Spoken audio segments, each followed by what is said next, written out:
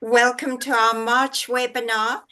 Please, could we ask you all, if you haven't already, to turn your sound off, but keep your cameras on. It's so lovely for us to be able to see your faces, some familiar, some not.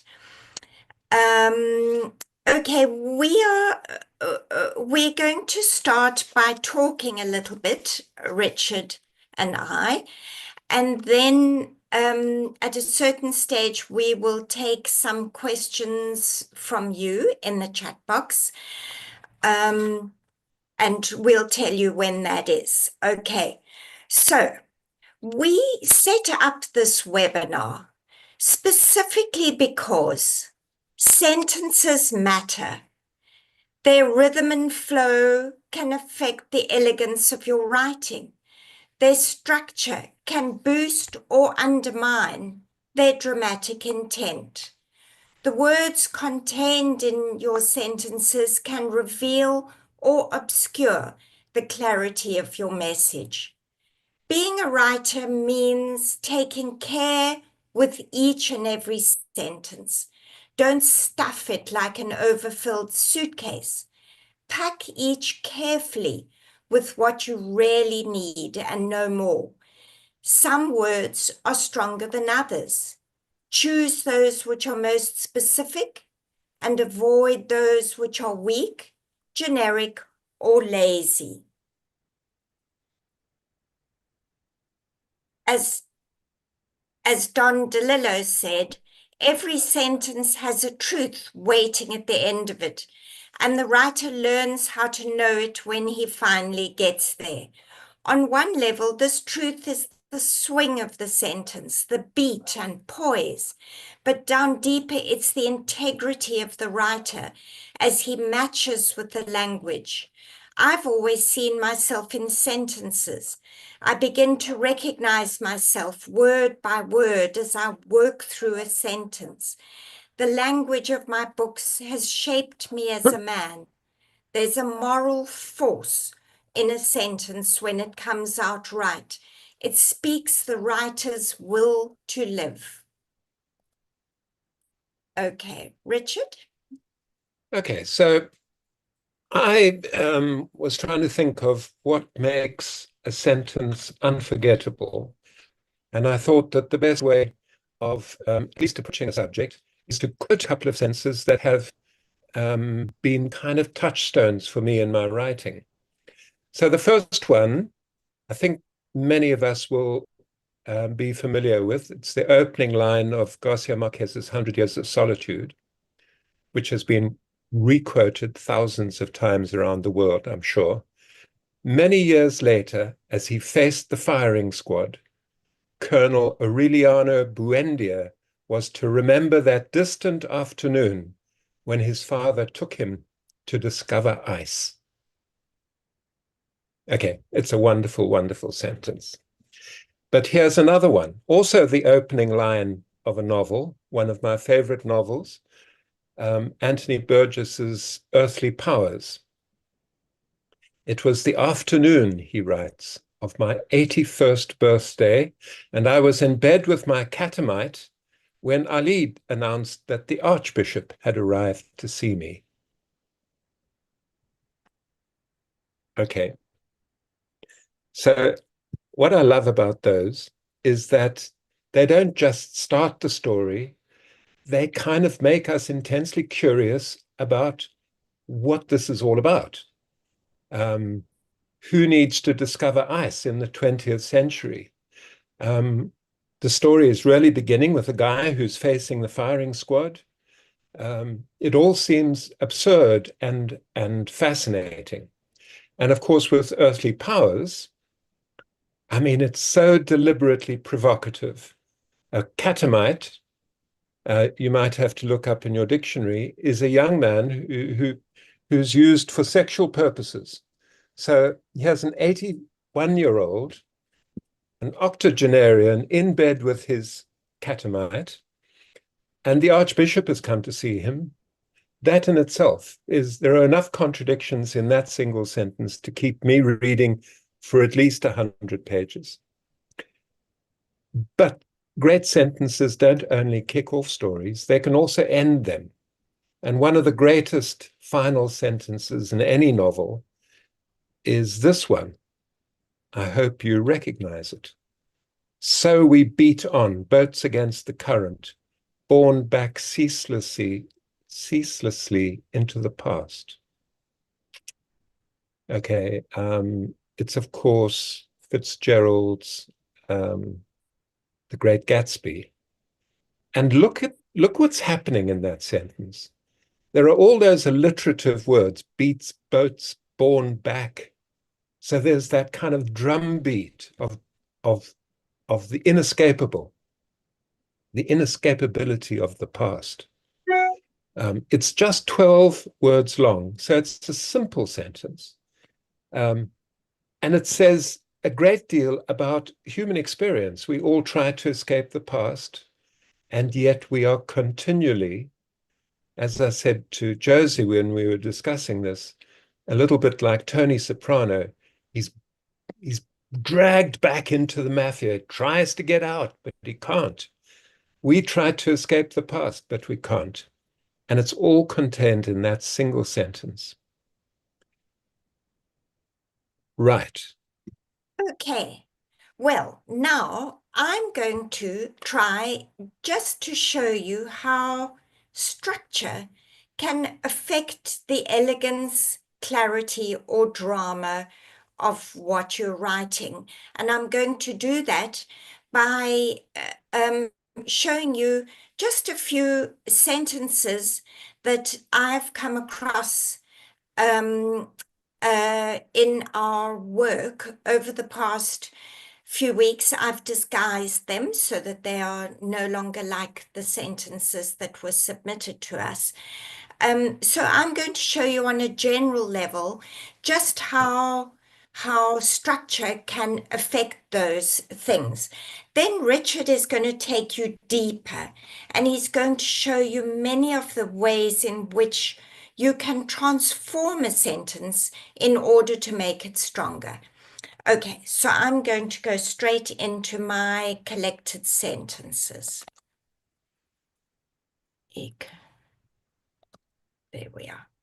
Okay, so let me go down from Don DeLillo.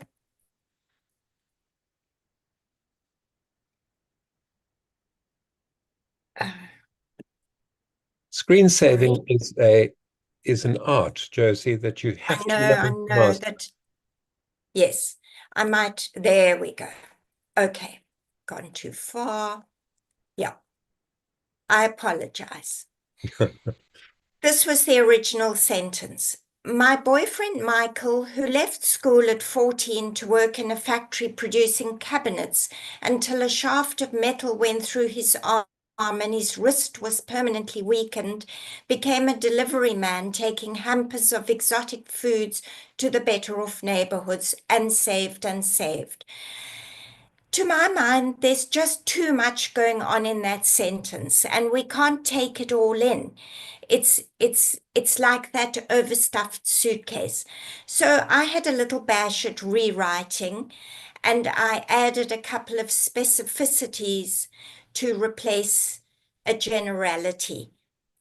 My boyfriend Michael left school at 14.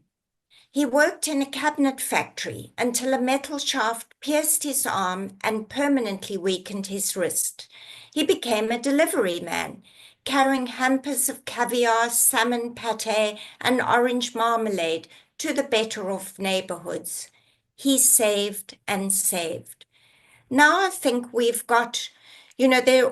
I'm sure there are people who could improve that even further, but I think we have got more sense there in the second one of the meanings that are included, the drama, the pathos, the importance of aspects of my boyfriend Michael.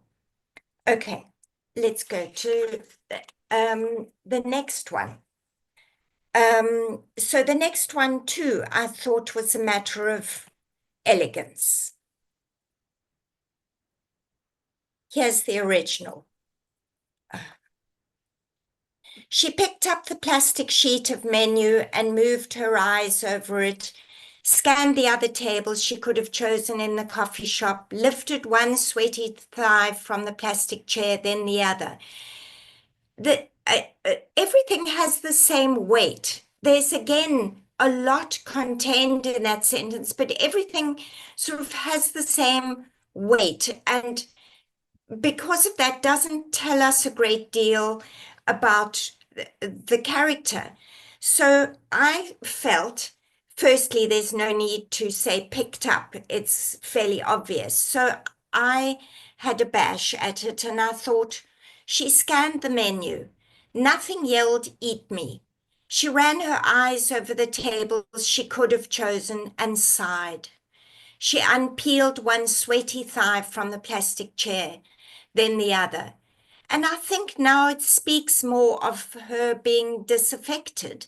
Now it says more about her boredom at being here and at all the other tables, which are all much of a muchness and nothing on the menu that appeals. And she's feeling a bit sweaty and unhappy. So just that little restructuring, rewriting, I think can make a big difference for meaning, but also for saying more about the character. Then a very simple one, but it has an effect on drama. Here is the original. The charge office was warm, well lit and busy with a woman standing at the counter crying. And I felt we lose the woman, the dramatic woman standing at the counter crying. So I just put a full stop. The charge office was warm, well lit and busy. A woman stood at the counter crying. Now she has more weight. She has her own sentence, and her action is more dramatic. We take more notice of it. So often it's a matter of placing the main idea in the main clause, which ensures, or in a sentence of its own, which ensures that your most important point receives proper emphasis. Now, you might think I'm a fan of simple sentences, and I often think they pack punch, and they do a lot. So I'm not suggesting that you ban all long, complex sentences, but pay attention to the rhythm and flow of your writing.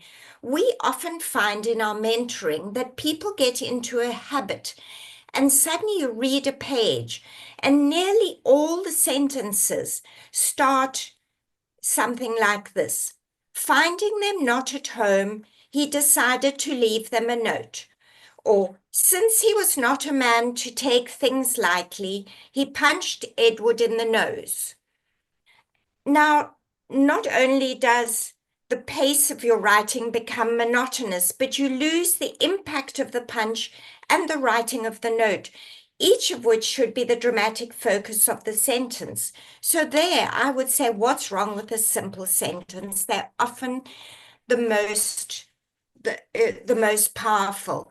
And then my big bugbear, because I think people get into a habit or a writing tick of using what I refer to as the as construction. As she reached for her handbag, Rodney clutched at her arm. Why not simply break the sentence? The dramatic focus is, after all, on Rodney clutching.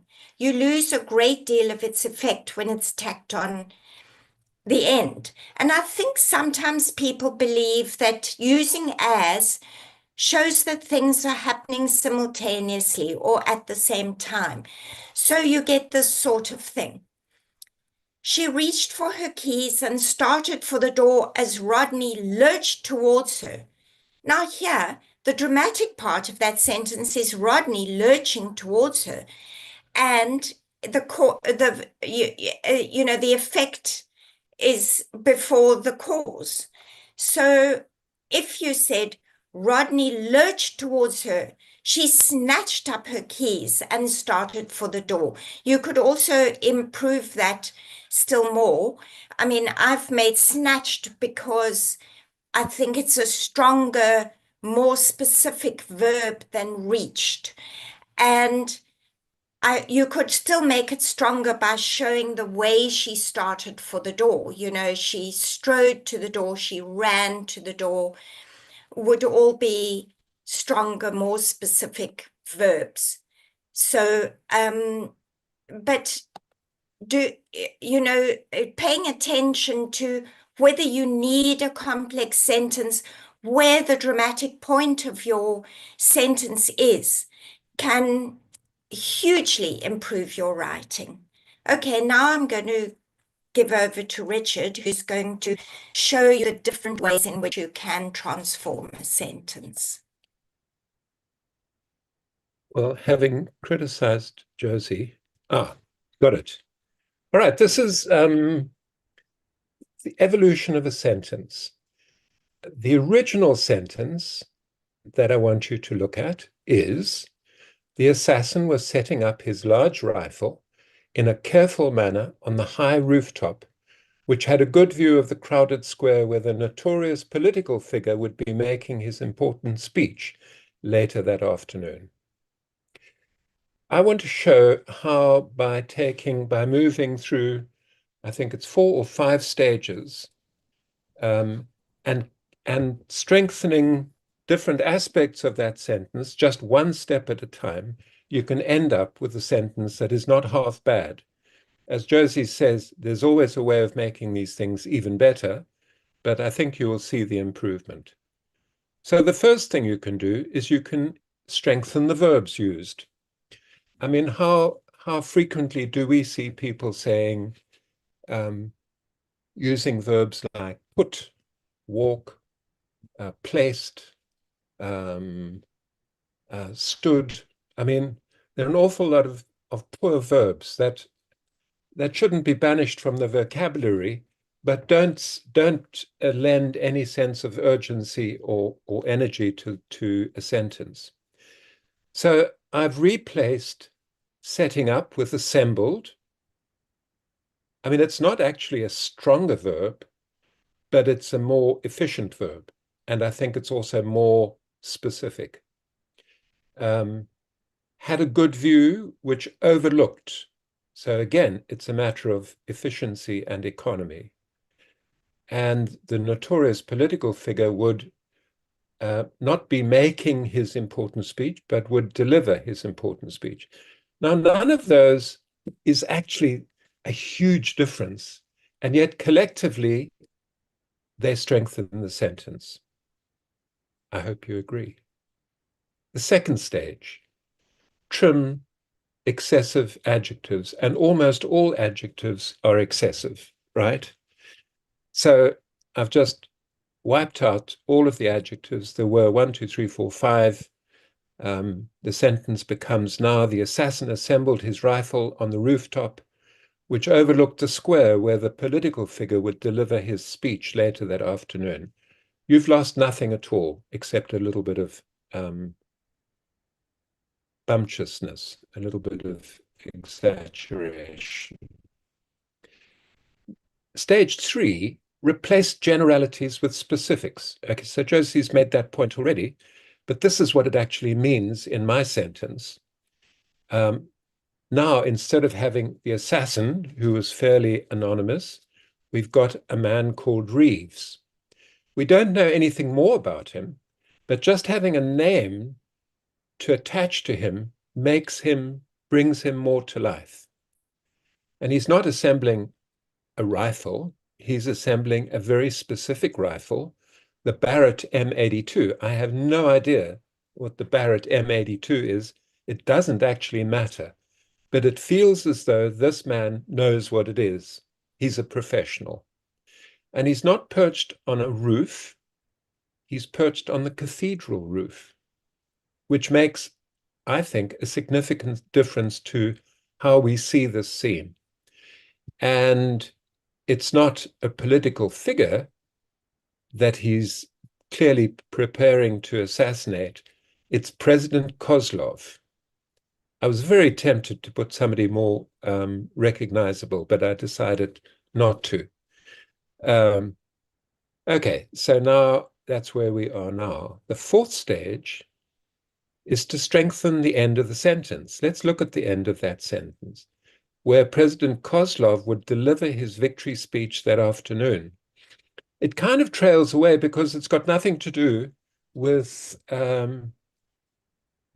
very much. I mean, it's something that hasn't yet happened.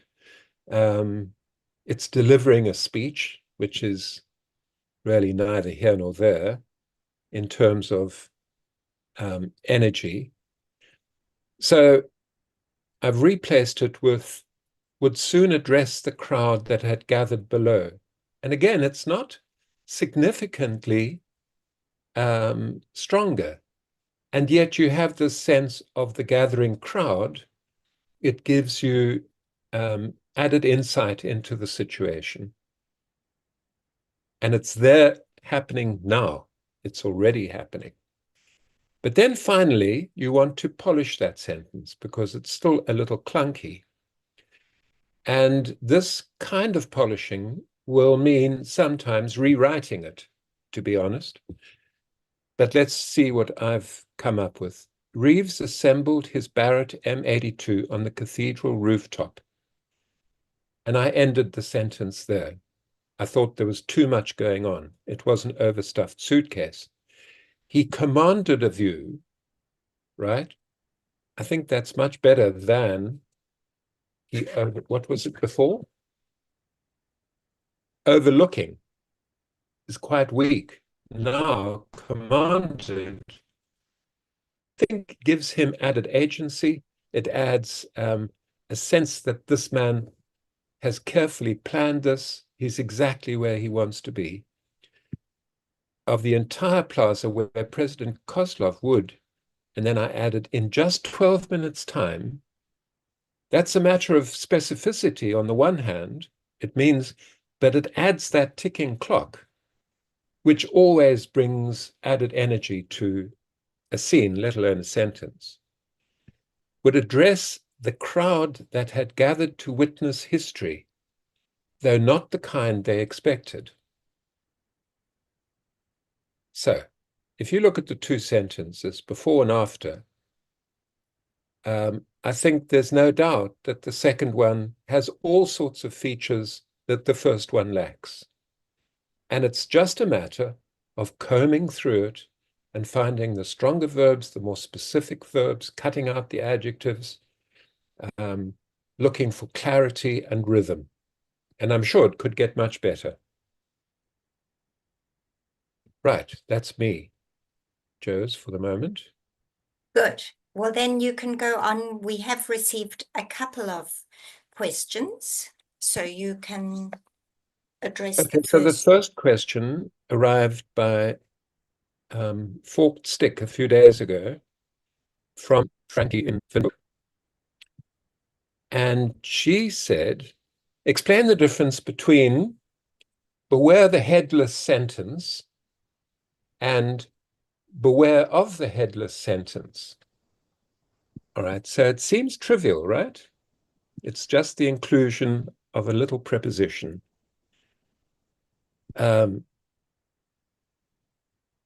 But let me share with you our analysis.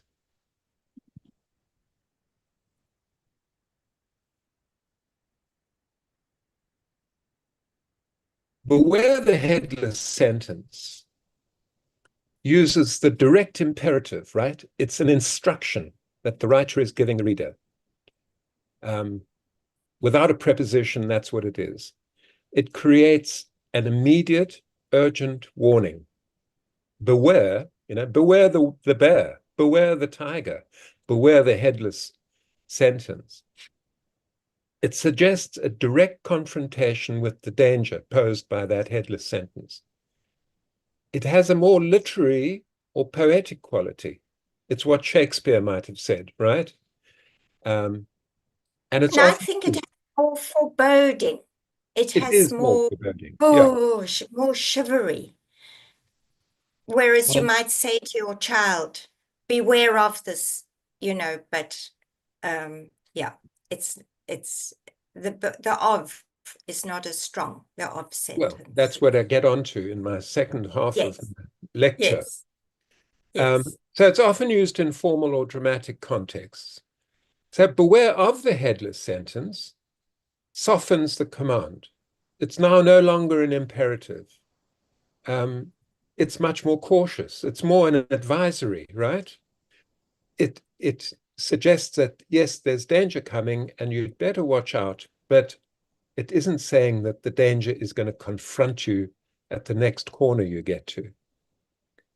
It's very much more colloquial.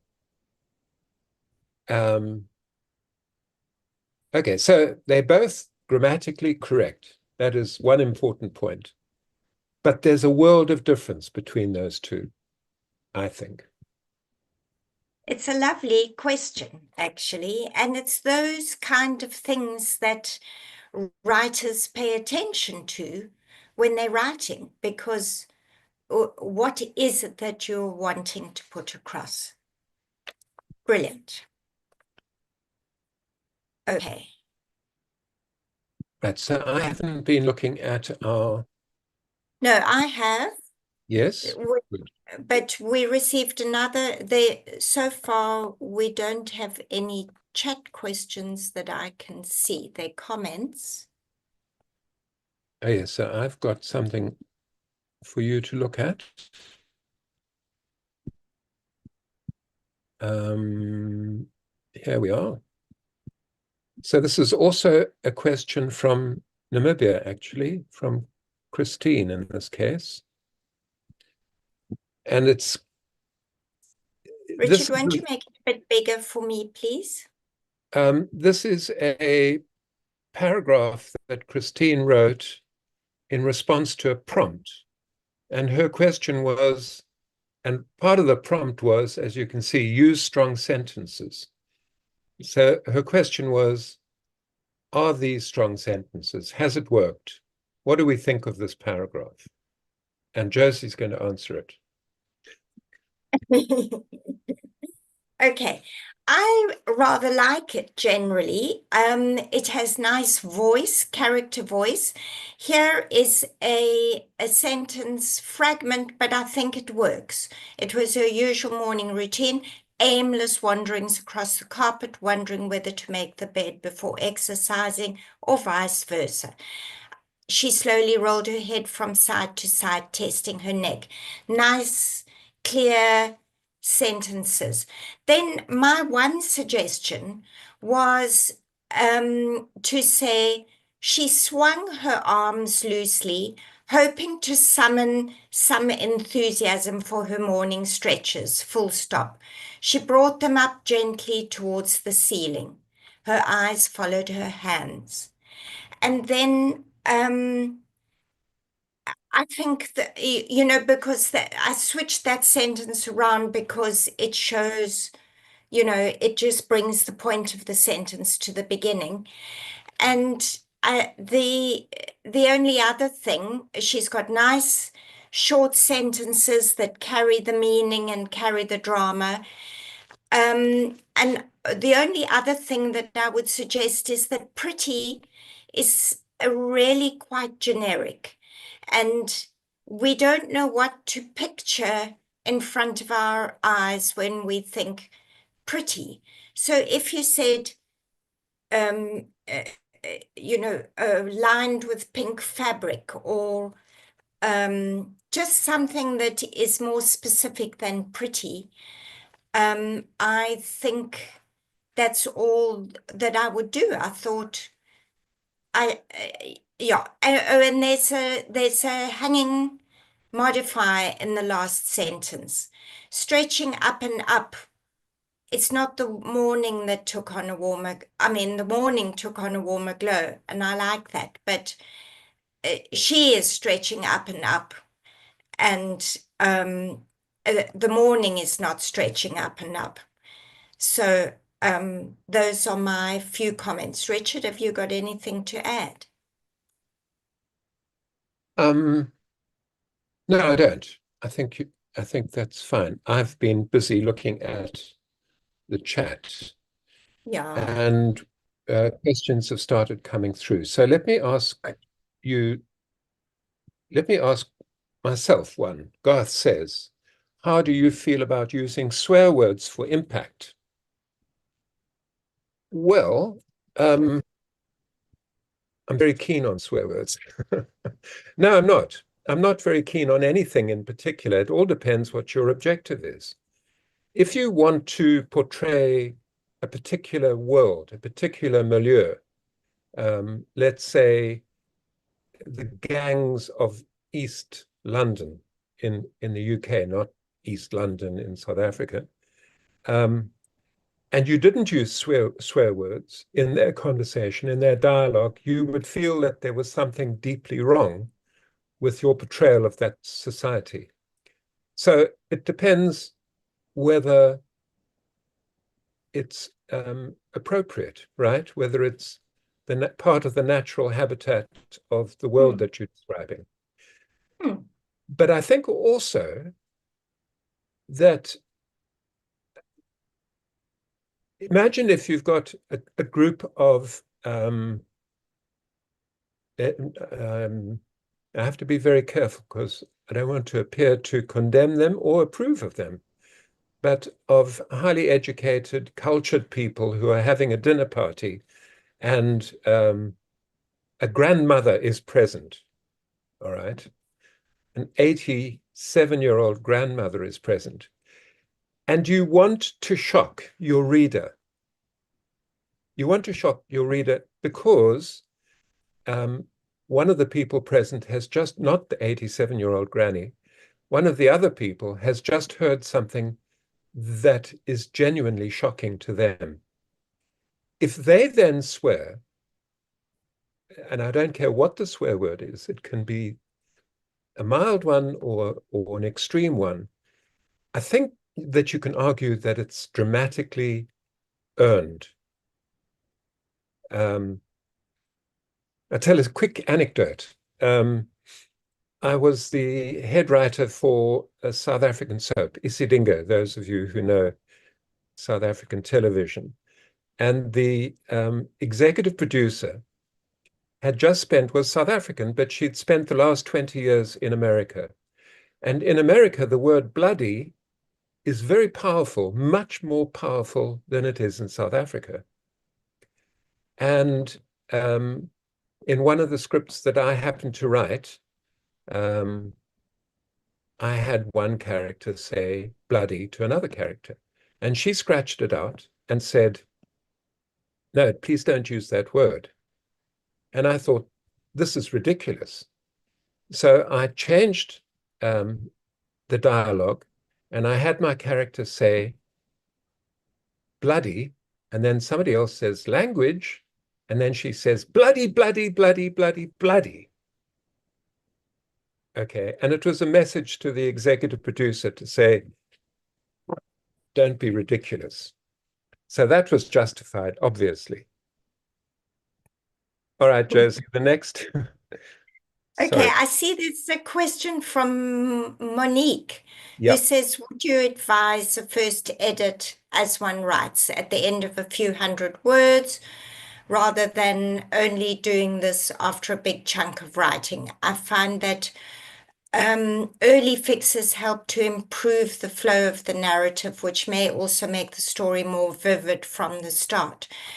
Well, I do believe that one should pay attention to your sentences as you're going along, even if you're in a big flow, because the sentences matter. It's not just about the plot and the characters.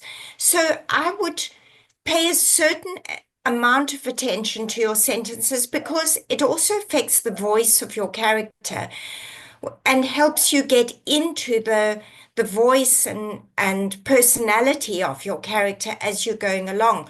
Because if you're writing from a certain character's perspective, they will think in a certain way with a certain voice, and that will come through in your writing, and it will help you write better as you go along. But obviously, you won't be doing deep, close edits.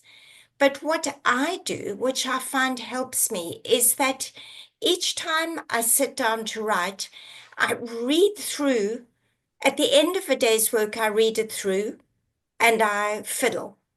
And then before I start writing again, I will read through and might make some adjustments. And it helps get my head back into the flow of the story. And then I continue from there. If I find that I make a lot of adjustments, then I think to myself, well, I'm not ready to move forward. So I fiddle some more with that, and then I move forward when I only make a few adjustments. So of course, I come back later and again and again. And each time I come back to it after I've finished and go back, each time I make changes and adjustments and I read for flow and I listen to the sound of it. So for me, it's a bit of a mix. Craig has an interesting comment and a question. He says that if he tries, I think what you're saying, Craig, is that if you are too self-conscious about the sentences that you're writing, if you are, you're too cautious about writing only strong sentences, you can lose sight of the woods or the trees, whichever one is supposed to lose sight of. What do you lose sight of, Josie? Do you lose sight of the The, trees or the woods? you know, Well, one for the other. you So, lose the wood. You lose sight of the wood because you can't see the wood for the trees. Yes, you okay, That's can't right. there see you the go. wood for the trees. Yeah. All right, thank you. So, I think that is quite. I understand that, Craig, and I think it's what happens when you become self-conscious about what you're writing, and then things seem to fall apart, and you lose sight of the story, the unfolding narrative. So you say a lot of my writing lands up unresolved. In other words, just very rough first draft. And then you do a big edit and you sort it out and you make beautiful sentences. And I think that makes complete sense to me. It's not what I do, but it makes complete sense to me. It's like there are some people who begin by writing the dialogue of any given scene, and then they fill it out. They fill out the business, what's happening between the characters, where it's happening, and so on.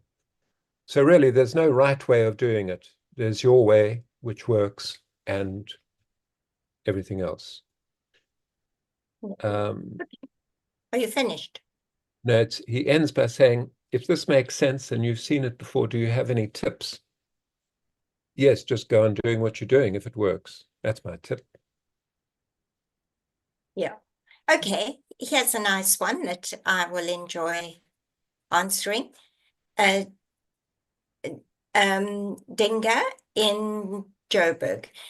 In your strengthening of the sentence, you eliminated excessive adjectives. Do adjectives have no role at all? When do you use them carefully? Well, firstly, some adjectives are stronger or better than other adjectives. So I would say almost always, unless you have a character who in dialogue might speak like this, other than that, I would almost always take out generic adverbs. So pretty, awesome, majestic, powerful. They don't show us anything. We don't know what to picture in front of our eyes.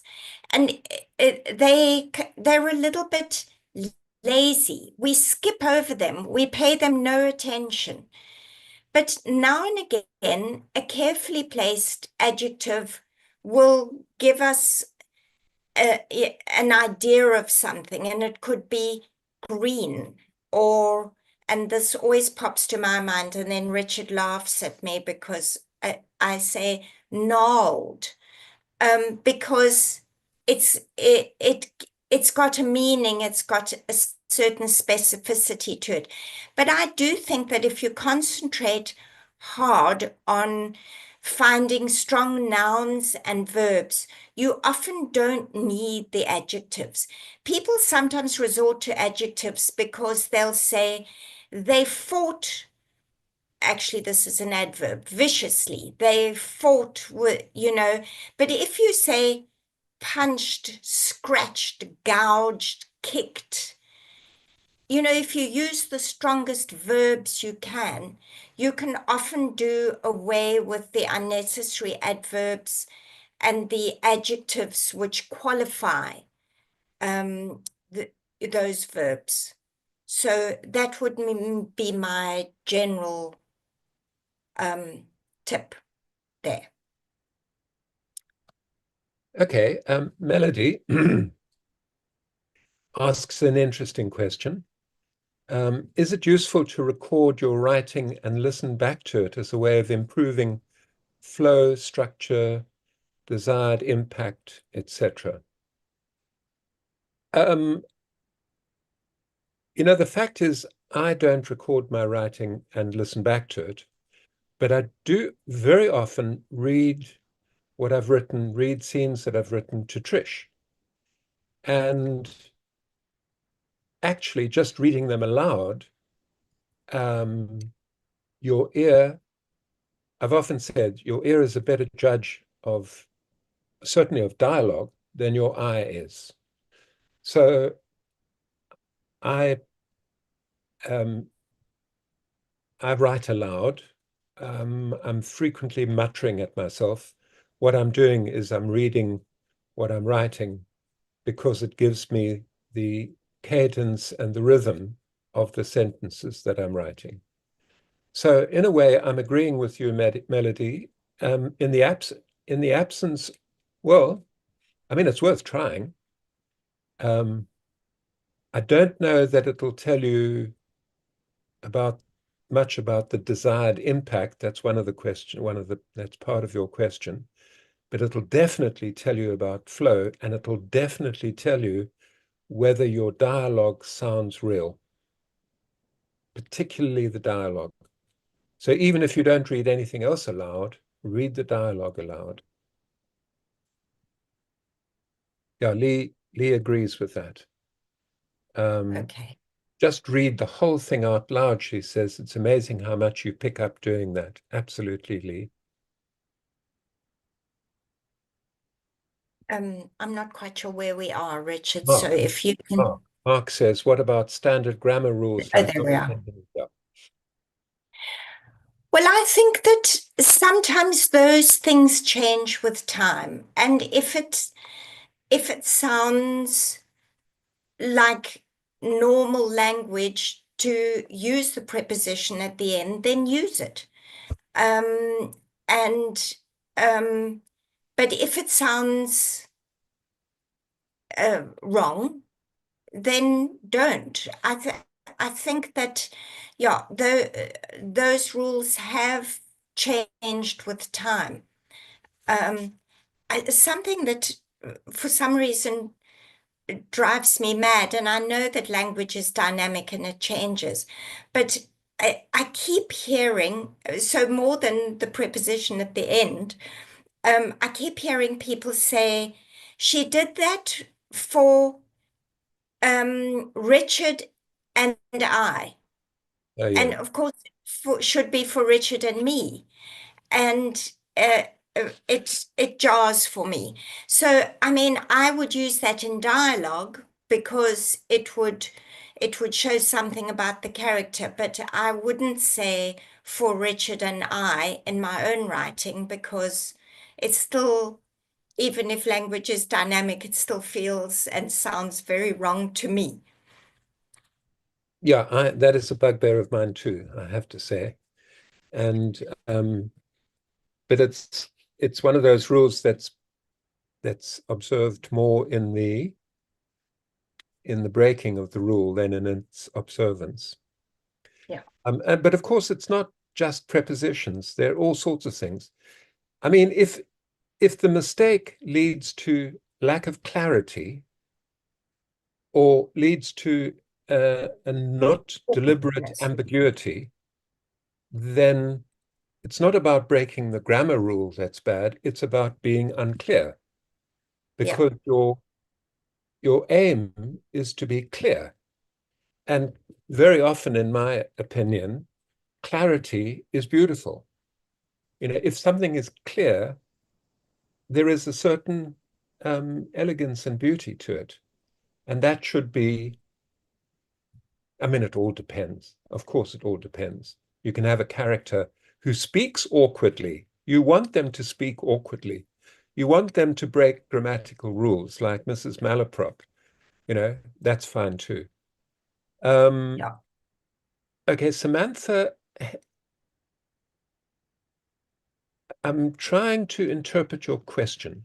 I've been writing for a while, she says, and I find that authors seem to focus on the educational aspect of writing rather than how these scenes sound in everyday life. What is your take on this, considering people like Dickens didn't have certificates or degrees in writing? So I think your question is ambiguous. That's what I've just been talking about. Josie, how would you interpret that? Well, I it seems to me that she is saying that some people write to sound clever and formal rather than to write a scene that fits a character and a specific voice. And Okay. yeah. All right. And you're quite right. Nobody until about 1947 had done a writing course in the world. There wasn't one. It was only after the war that America introduced the Master in Creative Writing. And we learned how to write, they learned how to write by reading. And of course, I think that's terrific. But there are different ways of learning how to write. What is your take on getting AI to polish your work? You also ask, Samantha, to end up with a sentence like yours. Well, I think my personal opinion is it's fine to use AI in any way you like as an assistant, but I wouldn't trust that AI is going to end up with a great sentence. But it can certainly act as a guide on your way to your best sentence. So AI is strangely, I mean, it should be able to write, given the fact that it's read everything, it should be able to write beautiful sentences, but it doesn't.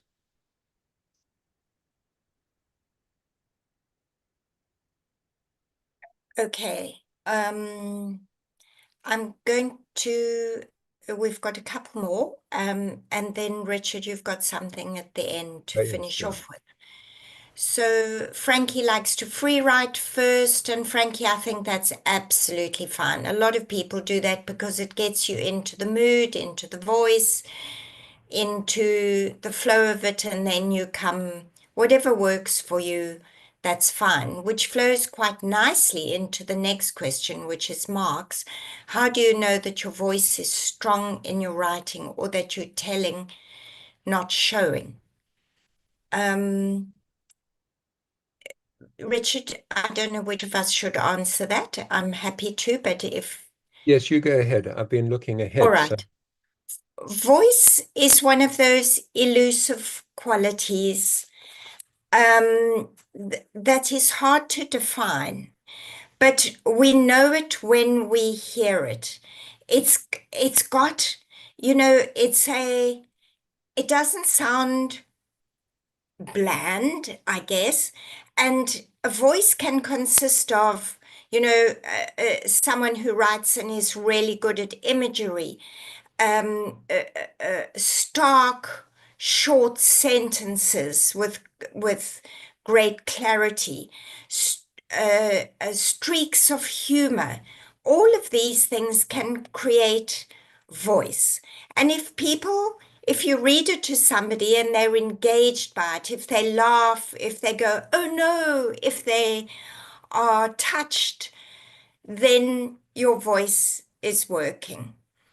Telling, not showing. If you're telling, you're explaining. If you immerse your reader and allow them to experience events as they happen step by step, then you're showing. So allow us to not just see, but feel, hear, smell, the evidence of something rather than telling us the famous example, don't tell us there's a fire, show us the plume of smoke, the ash dropping from the sky, and that acrid smell of burning. Then we know there's a fire.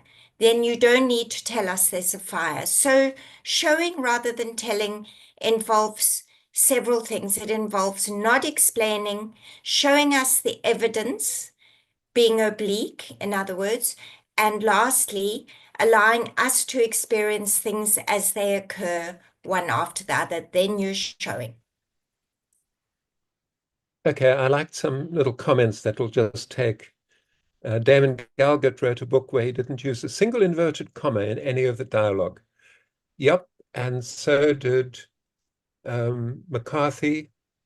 And so there are quite a few writers who don't use inverted commas.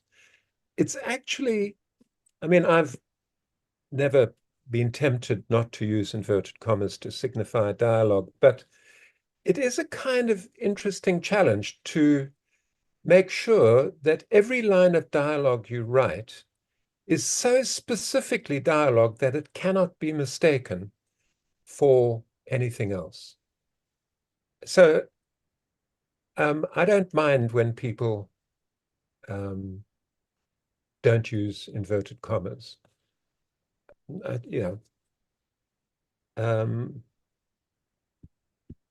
Okay, and then said, can too many specific verbs be overwhelming? Well, I suppose too much of anything can be overwhelming. But because verbs are active things, yeah, I mean, I'm sure that, but their specificity is not what would make them overwhelming. You might overuse verbs, although I find it very difficult to think of a situation in which a writer uses too many verbs. Maybe you can, I can't.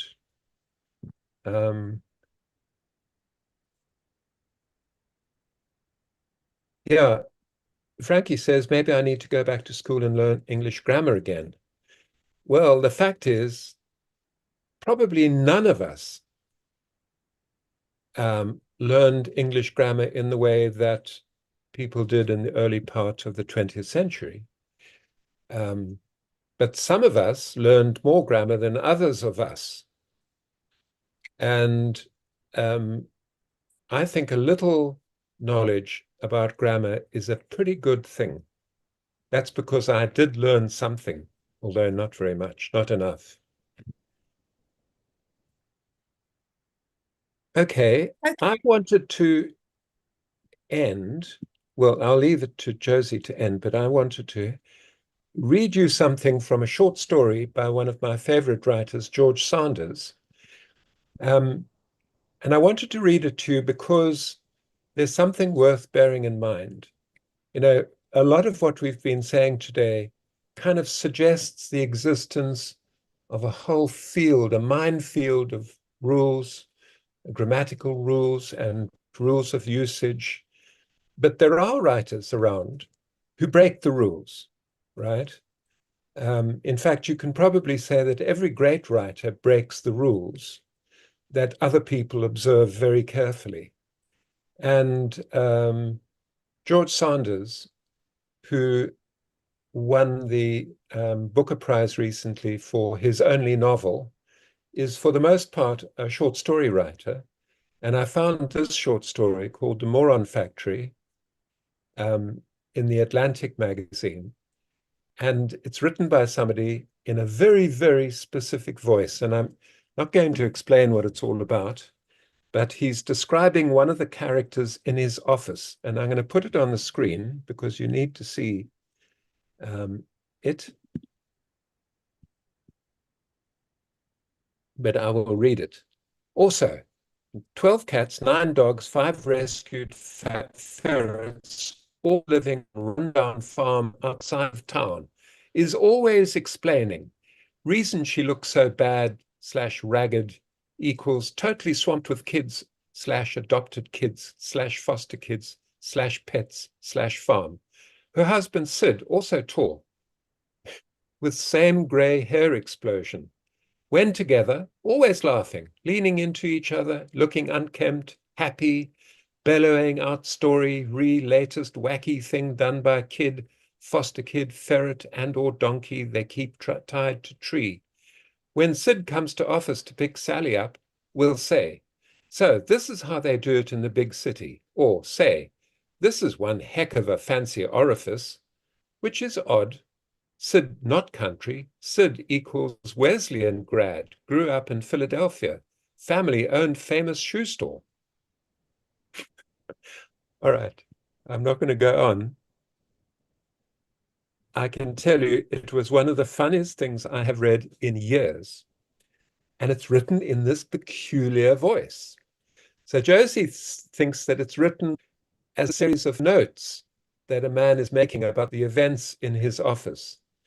I don't know. I think he's just an oddball. And he doesn't think he can write. Bridget wants to know the name of the short story. The Moron Factory, Moron Factory. So I found it on the Atlantic magazine. It's only just been published. It was published this month or last month. Yes. Well, thank you all for joining us. It was wonderful to have you. Remember that we try to have a webinar every month, but we have other things we can offer you. Our creative writing course is fully online and teaches you the skills of all the skills you need to write a book, a creative writing book, fiction or creative non-fiction. We have our Barrydale retreat coming up in July. That's both a weekend workshop, which is devoted to memoir, and then the week that follows is a retreat for anybody writing anything, fiction, non-fiction, memoir, anything. And that will include one-on-ones during the day and time to get away, eat nice food, go for walks, and write and write and write. So that's Barrydale. Venice in October.